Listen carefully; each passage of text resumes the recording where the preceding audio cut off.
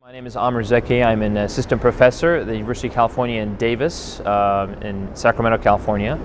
And I study obstructive airway diseases, severe asthma, COPD, and overlap syndrome. My interest has been to apply knowledge gained from biochemical pathways, such as the mevalonate pathway, also known as the cholesterol biosynthesis pathway, to our understanding of airway disease pathogenesis.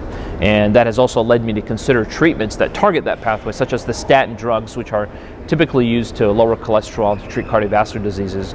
I and some others in the field believe that there is a role for them also in pulmonary disease, and that they may actually have significant benefit in a subgroup or subpopulation of patients with severe asthma or COPD. That area is controversial right now because there's been some mixed data from the clinical trials that we've done. But I believe controversy is good and it really creates an opportunity to delve further in our investigations.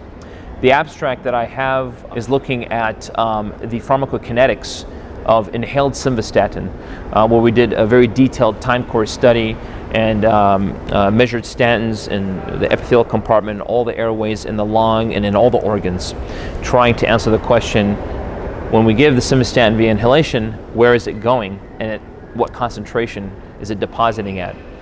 The idea is that the statins will hit targets, molecular targets that current therapies don't hit, such as inhaled corticosteroids, long-acting beta agonists, and long-acting muscarinic antagonists. And what they will do is, by regulating that pathway, reduce inflammation, fibrosis, bronchoconstriction, mucus production. We have to make sure that it can be done safely and that it'll actually hit the targets we believe are important in disease pathogenesis with respect to severe asthma. Let's say all this is successful and it works, I would use it as an additive therapy to patients who are already on inhaled steroid or oral steroid and are refractory, meaning they have persistent symptoms and inflammation, and I would add it in that subgroup as potentially steroid sparing agent or rescue therapy. I don't see it as a single treatment to treat asthma.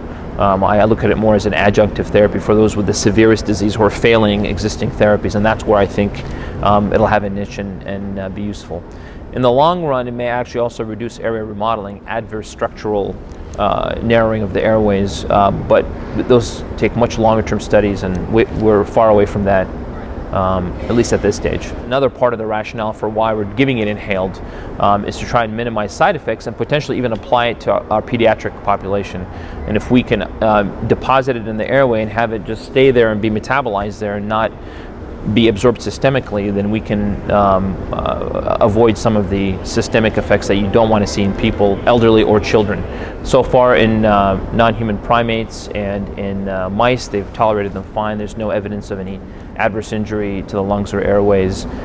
We've done very robust and extensive measurements to address that. And within the next year, we will be putting in proposals to do phase 1 studies in humans for inhaled statins.